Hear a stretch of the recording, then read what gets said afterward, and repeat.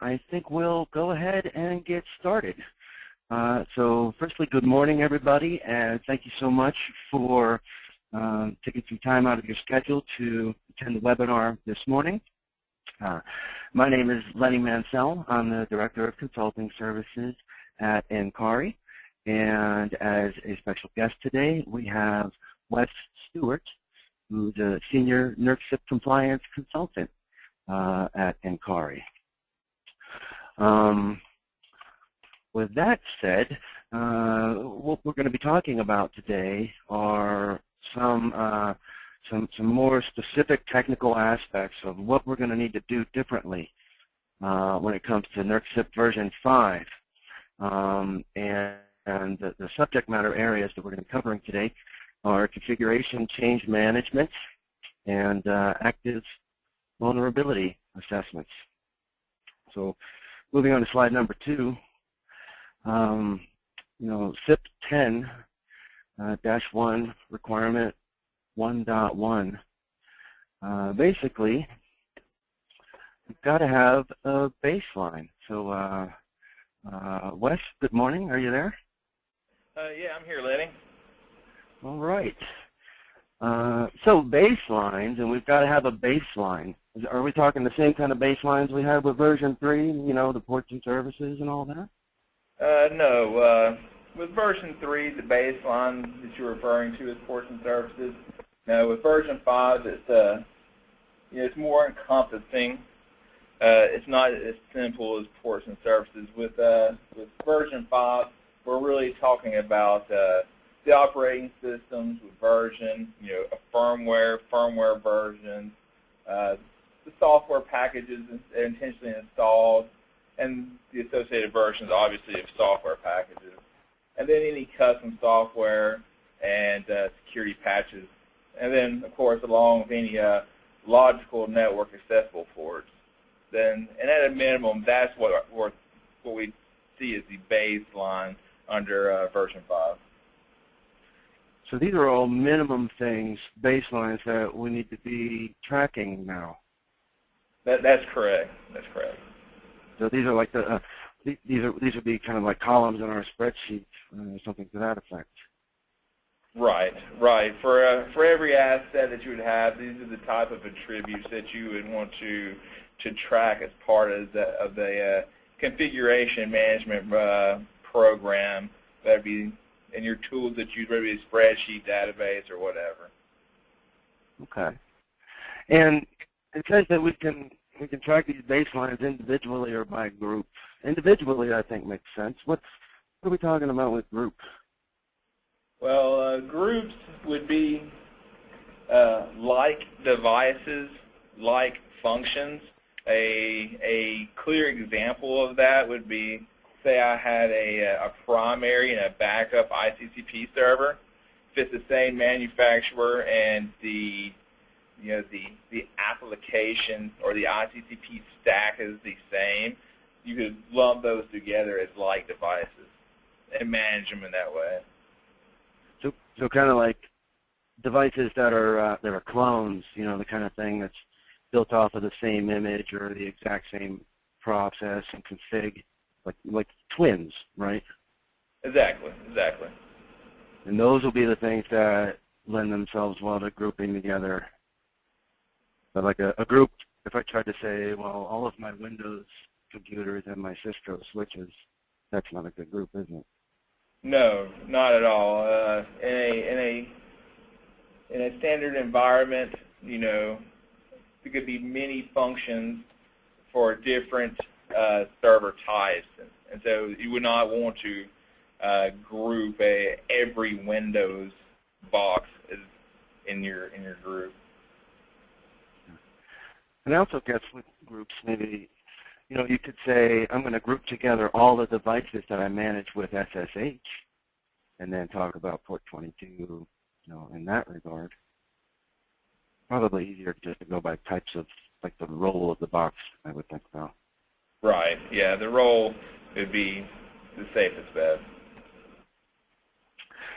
Also, we talk about here logical network accessible ports. They used to just say ports and services. Right. Could And you elaborate now, on that? yeah, and now really it's just your standard, when we say logical network accessible ports, it's just the TCP, UDP ports, stuff like SSH, those sort of, the standard TCP and UDP ports. Gotcha. Right, let's move on to slide number 3. Baselines, configuration management requirements 1.2 and 1.3. Have we documented, approve our changes, and then update the baseline?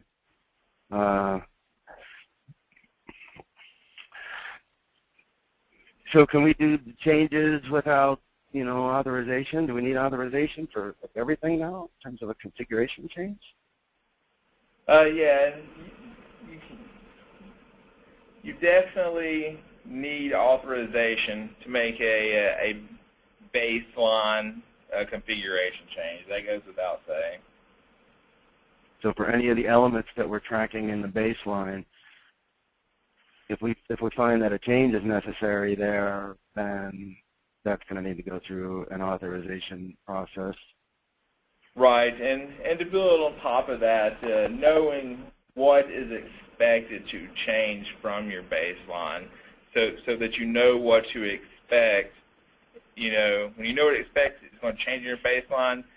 If there's any variances that are outside the scope of what's supposed to change, that's an automatic, alarm that potentially your baseline or your running config was not matching your previous baseline anyway. Mm-hmm. And when we say document those changes, I guess to elaborate on what you said, I guess we're really supposed to know exactly what is supposed to change. And we're supposed to write that down, with about each of the changes that we're going to do.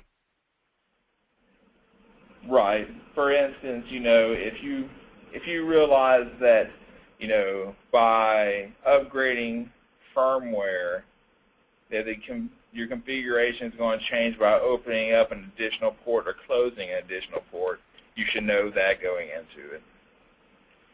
And if anything else other than that happens, you know that there's an issue. Yes. So any unexpected things for certain. What about changes in like ladder logic or set points, things like that? Are those in scope for this? No, in scope for configuration, monitoring, configuration management is not anything that would be ladder logic associated with PLCs, set points, those sort of things.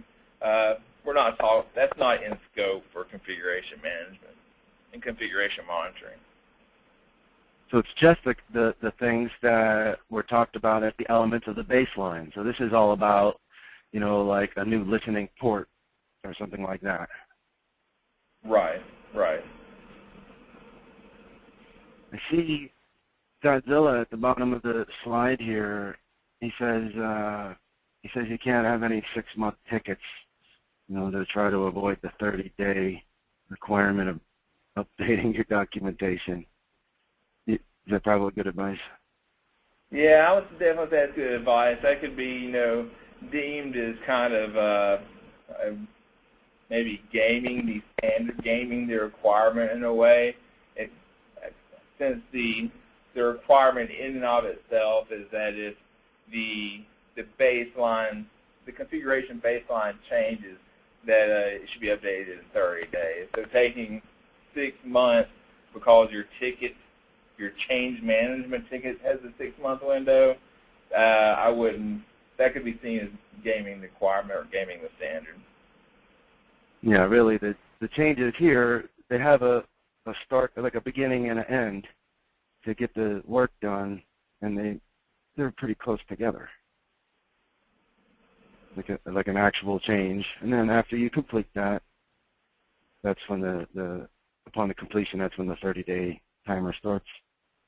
Right, and and another point to build upon here on this subject is let's say that it was a 6-month window. Well, in more fluid environments, your configuration is going to change more than once within a 6-month environment. Being able to tie back to which configuration was in at the time that an associated change was made. So monitoring this at the interval that it suggests is going to make that easier. Yeah. And you know what else? I would always recommend to, if you see there's a change in the baseline, go and get the actual baseline document, modify it, initiate the approval process, and don't call your work finished until the documentation gets updated. Don't think, okay, I'm going to close the ticket, and next week I'll go ahead and update that documentation. Even though NERC gives you 30 days, you might forget. And it'd be a lot better if, as a matter of course, the work's not done until the documentation gets updated. Right. All right. Let's move on to the next slide. So requirement 1.4, we need to determine which controls and then verify that the pre-controls settings are the same as the post-control settings. So you mean we've got to document which controls we think might be affected, and we have to do this prior to doing any changes? We have to write it down? Right. Prior to implementing a change where your configuration is going to be modified, best practice to document the which controls may change. The reasoning behind that is, what if your current running config? Let's take a Cisco router as an example. The running config is supposed to match a baseline that you may have in a spreadsheet, a database, or whatever. But if it does not match that baseline, then your running config is not equal to the baseline. And so without documenting what you expect to change, you just incorporated someone else's unapproved change to the configuration, in other words. Right. Yeah, so if we're supposed to know what the change is, we need to be able to write it down first. And exactly. then this is asking us for those controls out of the baseline, if we expect any of those things to be affected in any way by this change, those are the things we need to articulate ahead of time before we do anything. All right. I guess the next parts are we need to verify that these controls came out the way that we expected with the pre and the post change. Right, and that gets back to even what I was mentioning before. It gets back to saving your evidence. So if you're maintaining let's use the database example for Cisco routers. If you know what all your previous baselines were, then you know that you can compare your running config against your last known baseline to see if there's any discrepancies before you go in and make a change that's going to change the baseline again. So yes, you have to save your evidence. I see. So if we check when we collect the data, the baseline data from the device before we make the change, we compare it to the baseline at that point. We compare the running config to what it's supposed to be, and that should match. And then we go ahead and apply our change. And then we collect the configs again and compare those to what it was before. If nothing has changed that we didn't expect, at that point, then we can prove by showing that side by side and stating that as the evidence. Exactly. Excellent.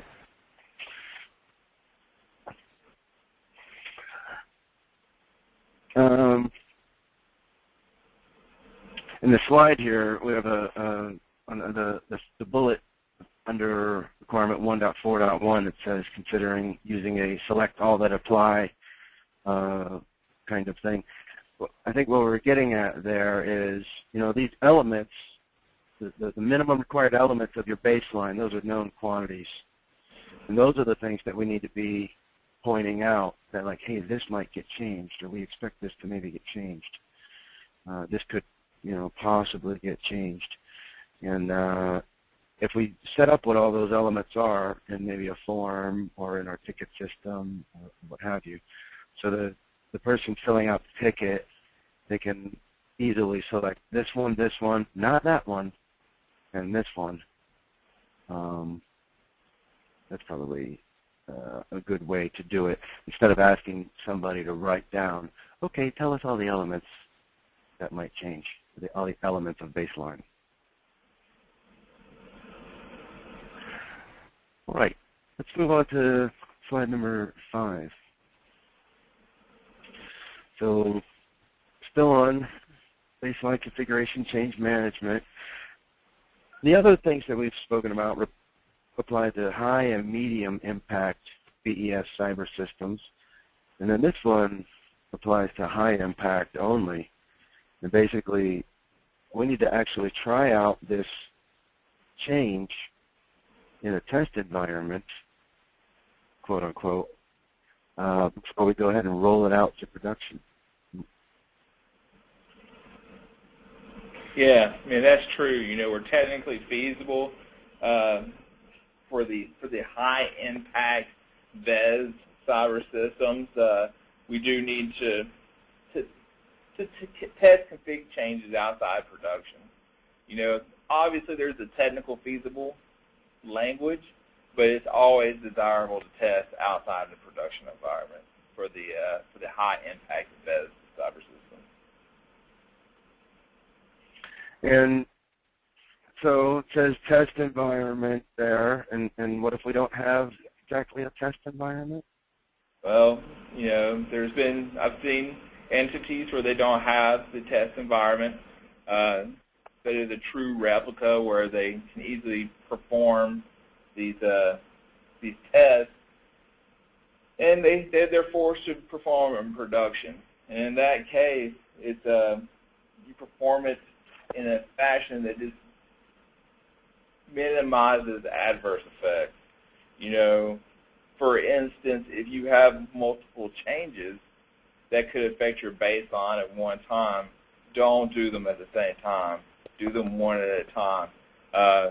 That's one of the easiest ways to potentially just decrease the amount of the adverse effects. Because if you're throwing in more than one change at a time, it's going to be harder to figure out which one actually causes the issue. That's a really great point. So let me see if I can restate that. One very good way to minimize adverse effects is don't go doing 50 changes at the same time, like to a cyber asset. Do a whole bunch of different changes to that same cyber asset. And because if something goes wrong, it's unclear which one of those 50 changes, perhaps, is the thing that caused the problem.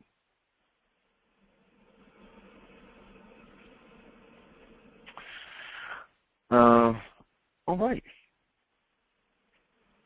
So, and also if we're going to use a test environment, basically it needs to really sort of replicate production, and we need to kind of write down how it does, and then also how we deal with any aspects of it that maybe aren't exactly right. And another thing to add there, Lenny, but then without trying to jump too far ahead, we see that concept again in our next topic of CVAs and the ability to conduct a CVA on a replicated test environment.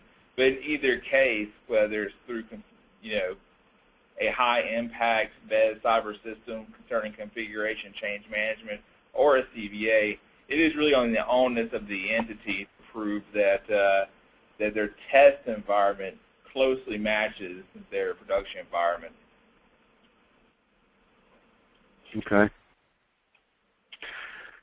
Let's move to the next slide, number 6. Requirement 2.1. This again is high impact only, but we need to monitor for changes. So I guess the question that that they're trying to get at here is, are any of my devices running unauthorized configs? Are there changes here I don't know about? And to prove it every 35 days. That sounds kind of challenging. What do they mean by changes to the baseline? Well, you have your baseline you know about, but then you also have your running config. So it's proving that your running config is equal to your baseline configuration. So you're making sure that what is actually running in reality does match the documentation of what it's supposed to be? Exactly. All right, I see. And so, that sounds kind of hard. What are some ways that somebody might accomplish that? Like, how do you monitor for such a thing? Well, obviously there'd be some tools on the market that can do it for specific devices. But with that said, in these type of environments, we always want to do it with as minimal impact as possible. So it's not like we're looking to, somebody should be looking to just to scan in an environment. It's more optimal to, maybe use the script to log in and ask the polite questions of, such like NatSat or for listening ports or what is the current firmware version on a switch. So you log in, you ask those polite questions using scripts. It's one way that we typically see in the industry that minimizes adverse effects. Yeah, I think one of the most important aspects of this consideration is that we're going to be doing this all the time. We're going to be doing this monthly, and basically we need to make sure that there are no changes that are unexpected for all those baseline elements. So we're going to be doing this all the time. Yeah, it will really behoove us to figure out ways that are easy, ways to do this that are easy, and also that are repeatable. So how do we gather the data such that we can learn what the running config actually is right now, and then how do we perform a comparison, of that? Do we get the running config and save it to a PDF, and then get the baseline as a PDF, and then try to annotate those PDFs somehow? Or do we use a spreadsheet, and when they talk about evidence and these requirements, they say, like an application or a system or like a spreadsheet. That's really where the rubber begins to hit the road. There are, configuration management packages that can be deployed, commercial solutions, open source solutions, manual things. So in general, when we say an easy way, probably that's not doing screenshots or PDFs or something. Ideally, there's some kind of push button way to safely gather that data and then perform the comparison of the before and after. Right, and and one thing I would also add there, Lenny, is that it also depends on the size of the entity. If you have, less than 10, in today's, terminology, CCAs, then you probably don't need the the enterprise solution for configuration management. Right. You know, but with that being said, it needs to be, you know, consistent, automatable, you know, and be able to prove compliance. Yeah. Yeah.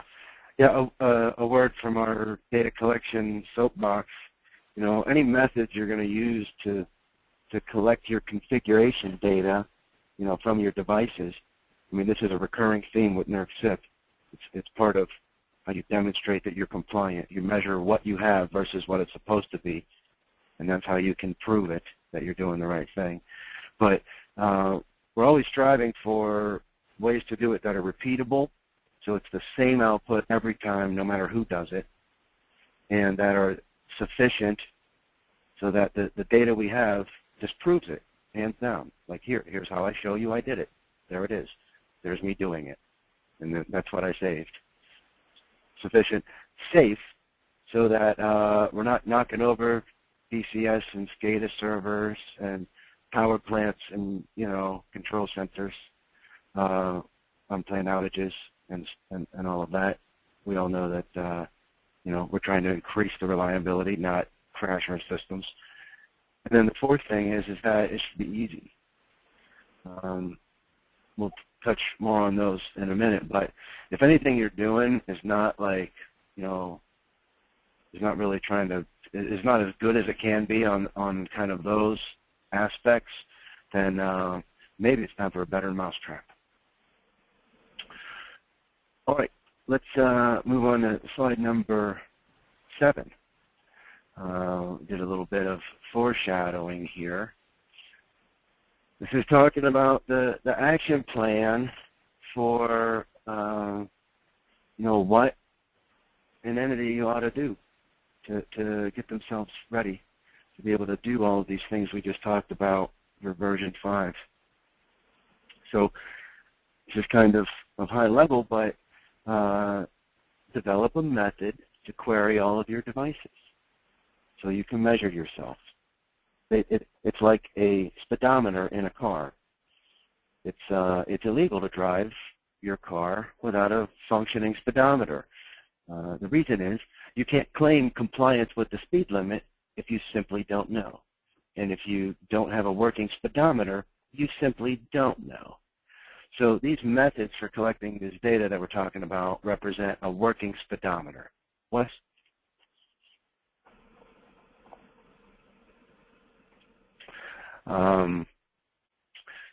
So once you're able to measure yourself for all the types of devices that you have, and you can do it at the drop of a hat, it's a repeatable process, whether we're talking about our Cisco switches or our checkpoint firewalls or our Ovation controllers or our Telnet RTUs, so on and so forth.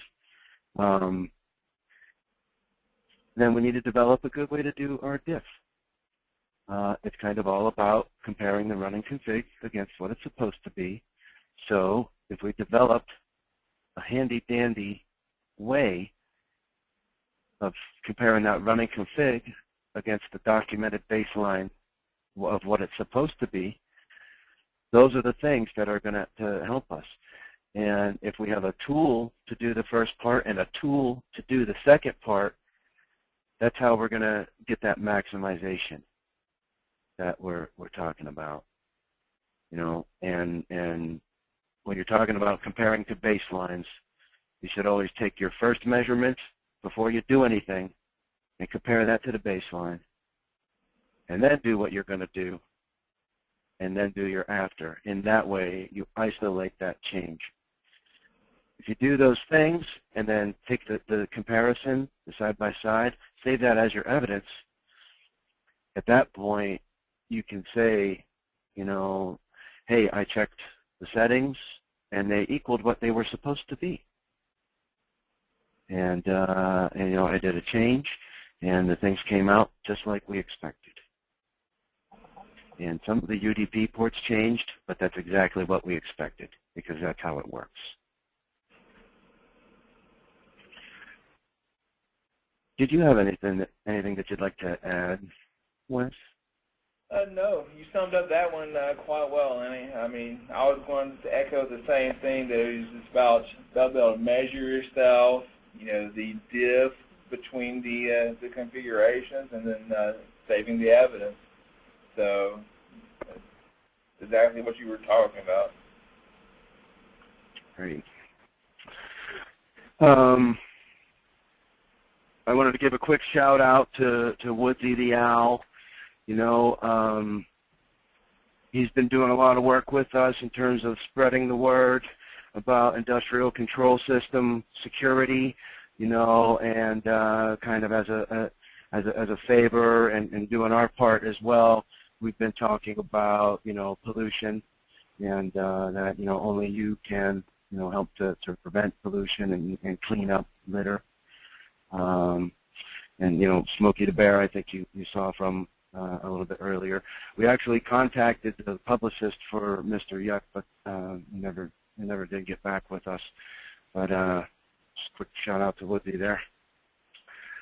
So let's talk about vulnerability assessment under version 5. I understand a few things are a little bit different. Do we need to be doing our active tests every year, or is that in some other period? No, that's one of the big changes in terms of vulnerability assessments with version 5. Your active vulnerability assessment, which is what you see normally in the financial arena or any other industry. It's your typical IT security-based vulnerability assessment. We'll be doing those every 36 months for high-impact cyber systems. And so for those, we're at a 36-month time frame. Your paper-based CVAs, which is what we're really used to today under version 3, those will continue on, but with the new inject of having to do the active CVA every 36 months. All right. And whenever we add a new cyber asset to production, exactly. On that cyber so asset. if you have if you're adding a new, I guess I go back to the old dependable. If I'm adding a new ICCP server inside my ESP, well, then I need to conduct an active CVA on that asset before it enters the ESP. Right. All right, let's move to the next slide, number 9. So we've got the, kind of new terminology of paper vulnerability assessment. Have we seen anything like this before?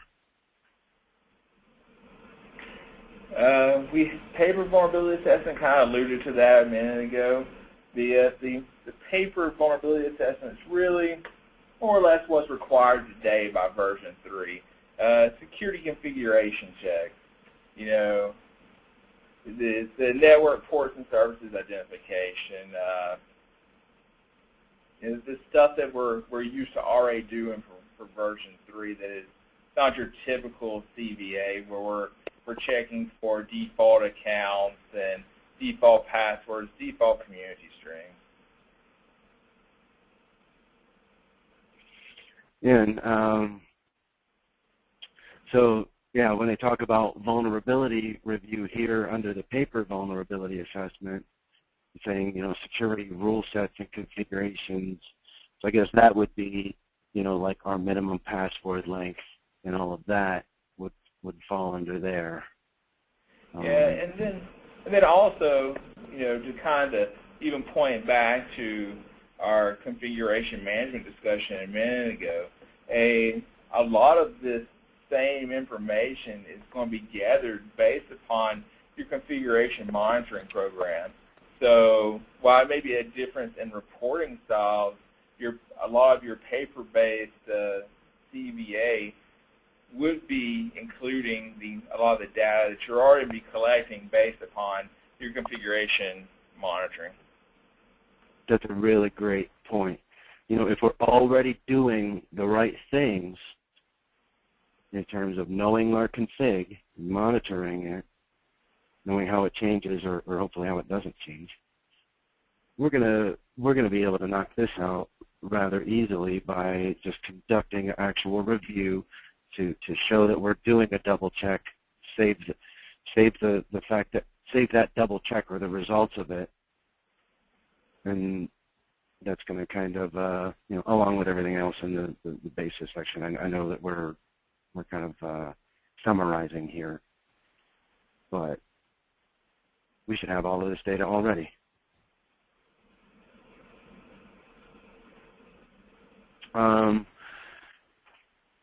They mentioned wireless review here, and they also mentioned it under the active, but you know, a lot of environments have no Wi-Fi whatsoever in terms of their industrial control system.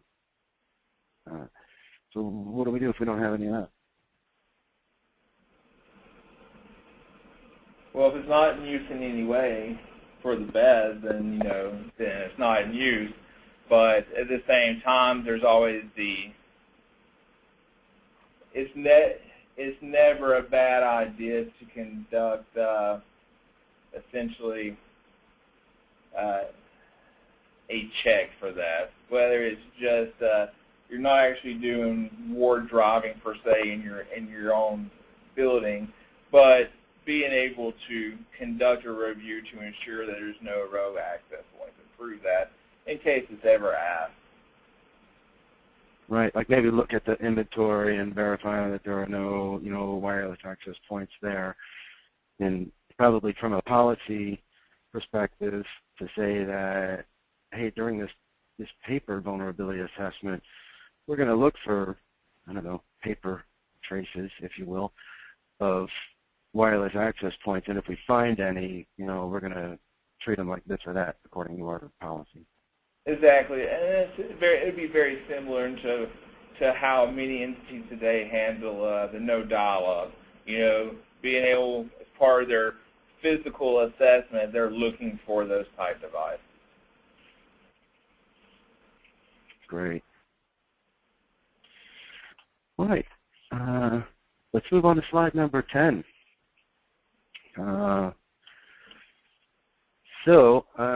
Active vulnerability assessments. Talking about probes over the network and everything. What's the big difference here with the paper and the active? Well, again, you know, paper we've already broke that down several times into really that is what we're doing today to a large degree, and the active vulnerability assessment, of course, is going to be more intrusive to the environment. It's not something that you're automatically going to just say, hey, let's install a Nessus server or a Nexpose server and start just scanning everything. It needs to be tested, tuned properly, so that you know that you are minimizing the risk before you conduct your first official active vulnerability assessment within a production environment. But then again, as we referred to earlier, there is the option to do this against a test environment. But again, with that said, the entity would, you know, they have to prove to some degree that their test environment closely matches production environment. Okay.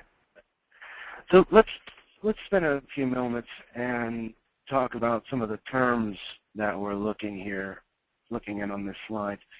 So known vulnerabilities. Maybe it makes sense to just talk about like what that is, and since it's, you know, a little bit new to the NERC lands, could you expound on what is a known vulnerability? Does anybody are there any lists of these known vulnerabilities? By whom are they known?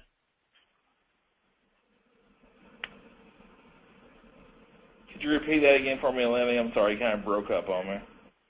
I'm sorry. Could you expound a little bit about known vulnerabilities? What is a known vulnerability?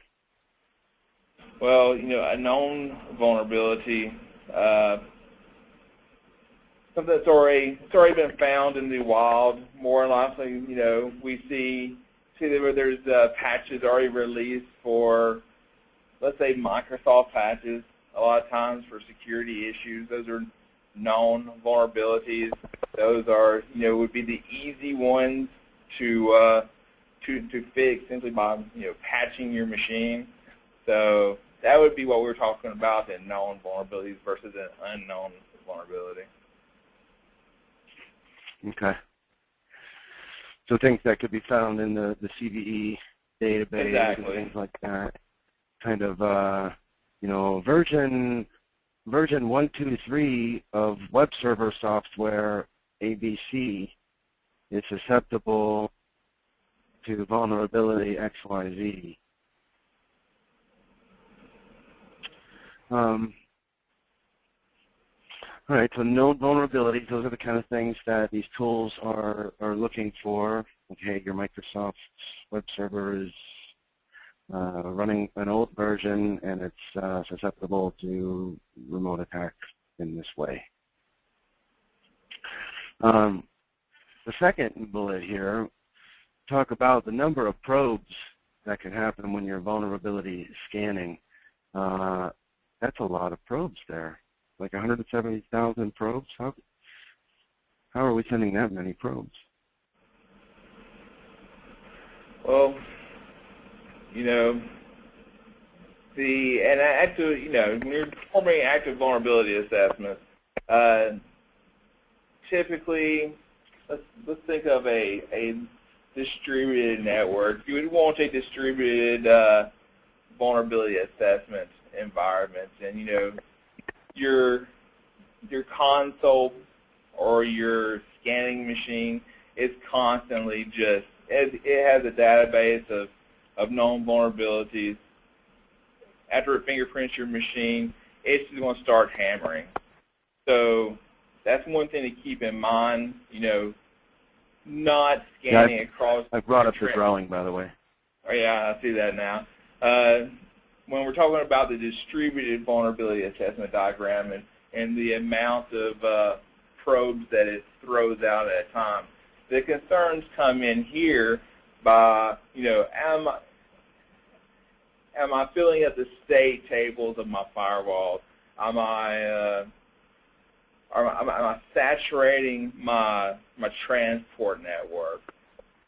Those are big concerns for larger environments. Obviously, if you have one ESP, you have one vulnerability scanner, it's not going to be as big of an issue.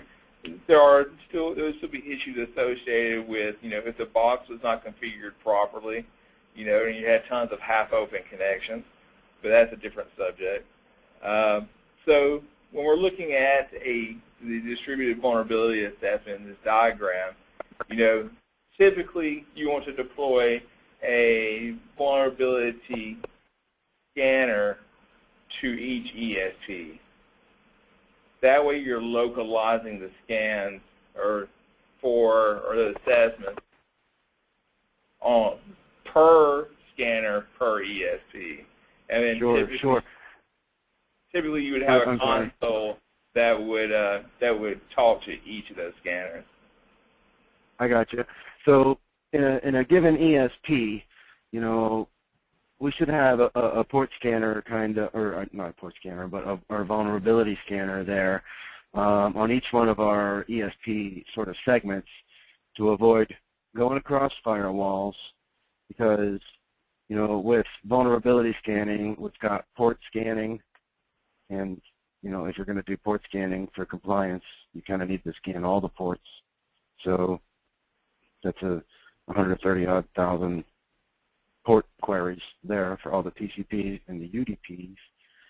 And then all the plugins or different tests that your tool is going to do. Like, there are 45-odd thousand Nessus plugins and Probably a good 30 or so thousand perhaps might apply to your environment. So sending all that traffic across your firewalls, that's not nice, especially port scans and firewalls. All right, let's go back. So it can be dangerous to do that many probes across your WAN connections. You might crash your firewalls. And one way that we can try to avoid problems with that is by determining specific configurations for our scanning software. We want to know exactly how it needs to be configured and exactly what configuration plays nice with our environment.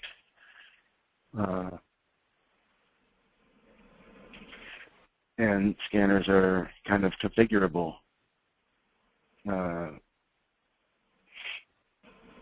Right. It's one of these things you want to crawl before you walk, before you run. You don't, like we said earlier, you don't jump in there and start DOSing every system inside your ESP.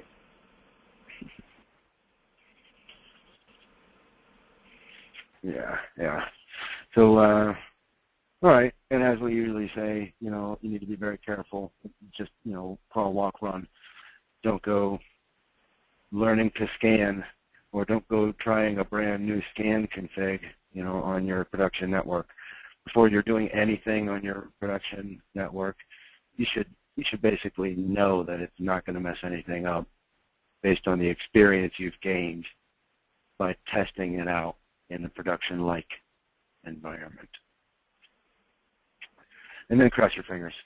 And in terms of this requirement, I think it's great from an information security perspective, and to do active vulnerability scanning.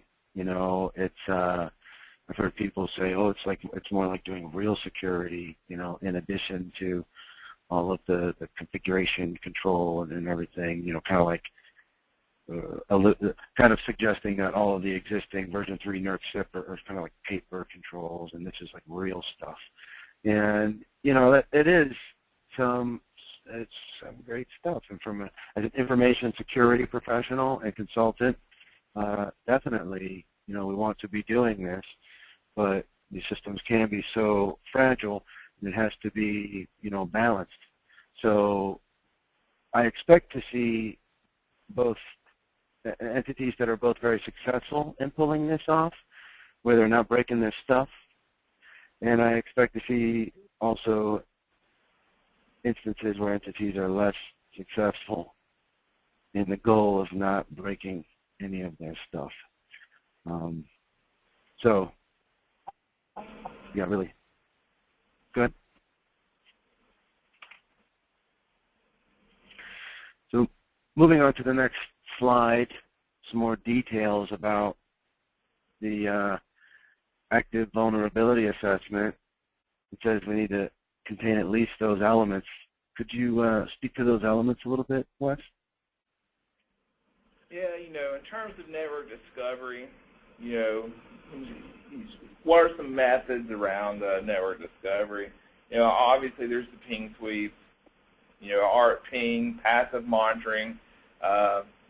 Passive monitoring is always a good one, putting in some taps and sitting there and capturing data and then parsing through it. That's always fun. Like a network tap and a sniffer, you mean? Right, exactly. ARP table monitoring. So if you're a scripting wizard, being able to pull all these things together and let's say gather the ARP tables from switches and be able to tell when assets are coming on or off the network. There's some products that are out there today that do that. So there's a lot of different ways of accomplishing that, but those are a few. Port and service identification. That's Obviously, getting back to Nmap, everybody loves Nmap. If you're needing to, that's another tool that needs to be used in some environment. Test it first. Know how you're using it before you go into your ICS environment, your EMS environment, or start scanning a DCS. But if it's tuned properly, it can be, safe.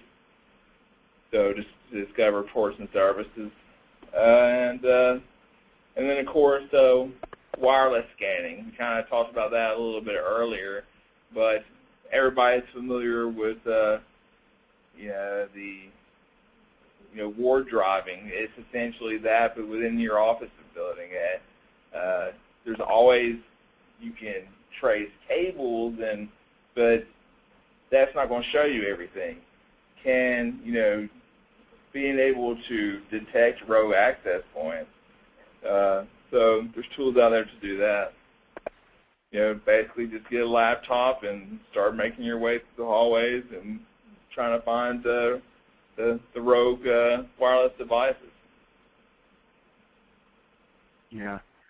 Another thing that I think really bears mentioning with this slide, in the technical basis section of this requirement, responsible entities are strongly encouraged to seek guidance from NIST Special Publication 800-115. And that's the guidance on performing vulnerability testing. That is the same kind of guidance that I guess your one's typical corporate vulnerability test. What we've been saying, hey, this looks a lot different from SIP version 3 cyber vulnerability assessment.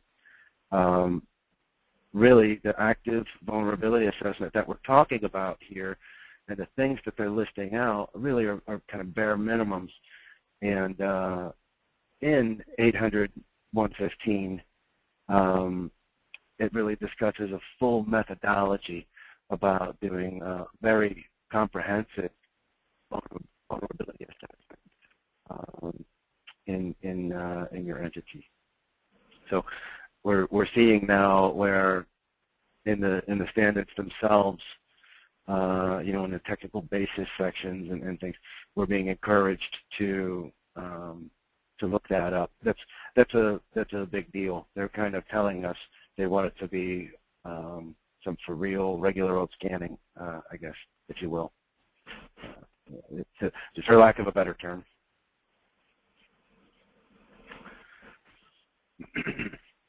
All right. Let's move to the next slide, number 12.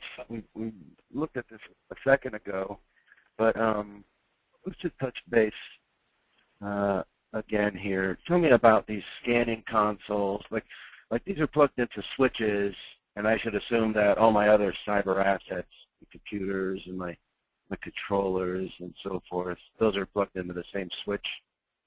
Yeah, this is a simple overview of what one would see from a distributed vulnerability assessment environment. There's a lot of different vendors out there that offer that. It's not just one Nessus server or what have you, but you have the console, then scanners that reside in different ESPs, different segments of the network.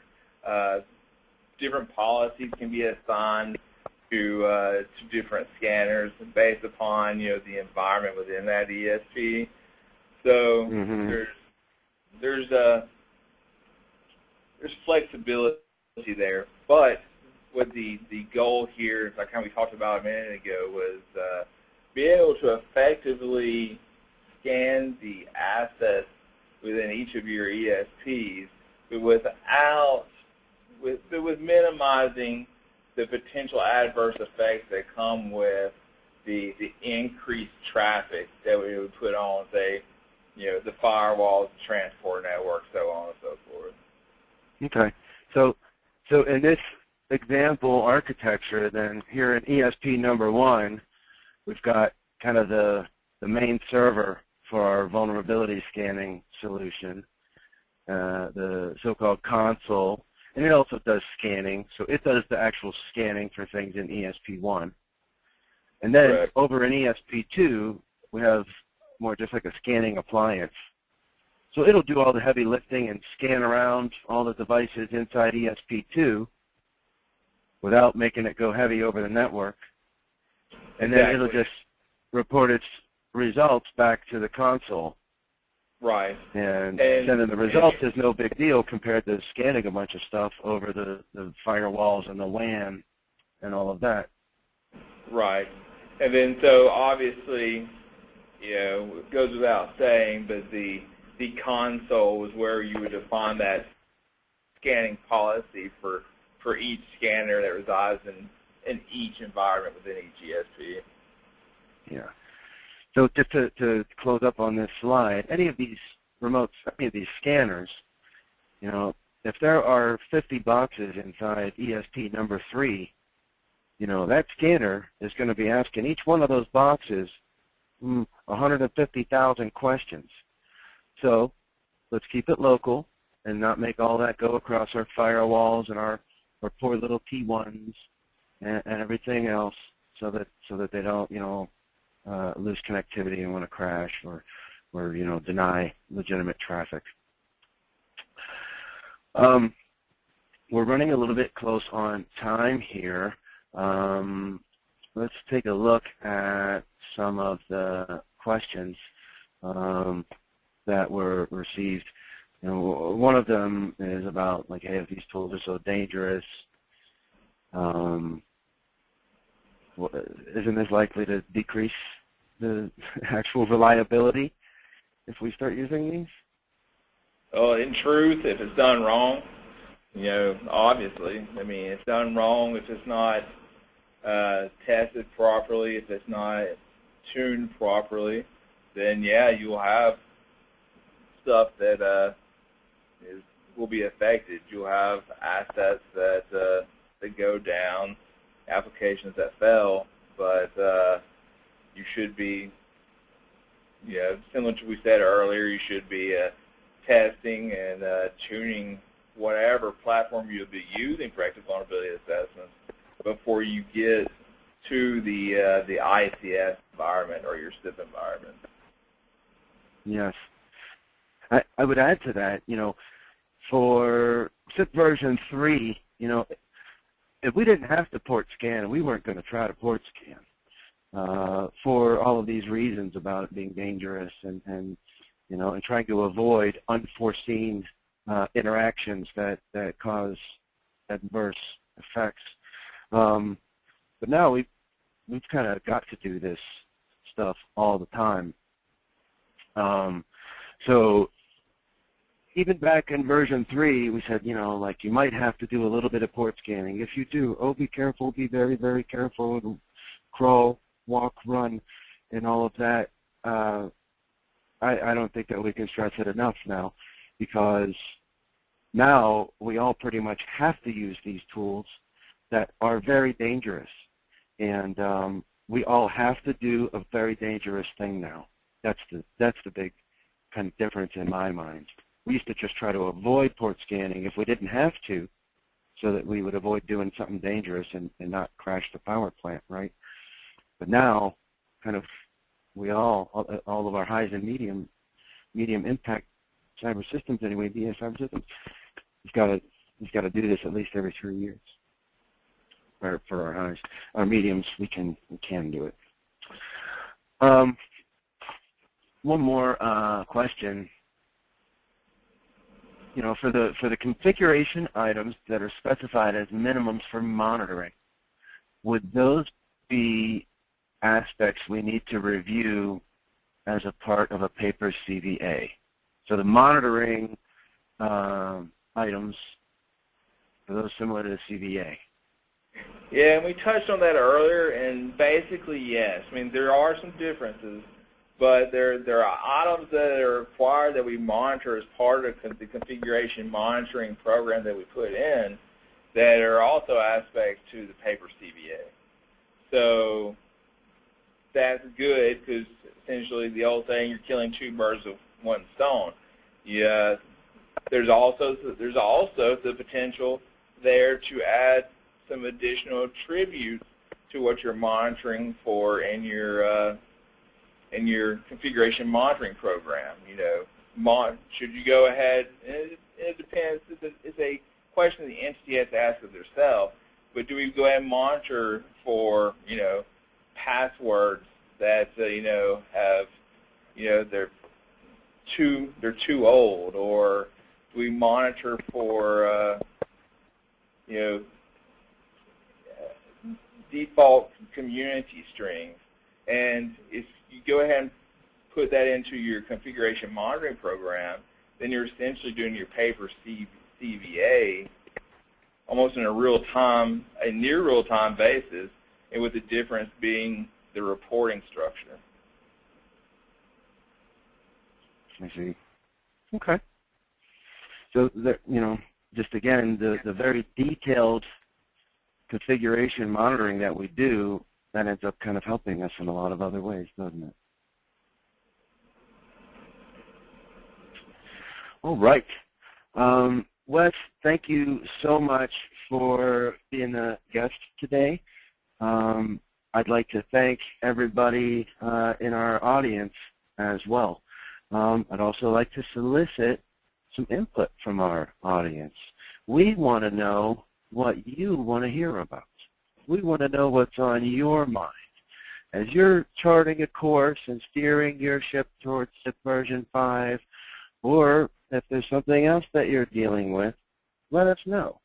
You know, all of these submissions are, of course, kind of confidential. We're not going to say, hey, Bobby called us up because he's got these kind of problems. But we want things to be relevant and timely to the industry. And, you know, we don't have a patent on a crystal ball that helps us know that. So we're asking for your help. And to the extent you give us your help, we can take that and run with it and bring things and bring information to the industry that is actually helpful. That is our purpose here. So with that, this is Lenny and Wes. We're going to be signing off here for Encari.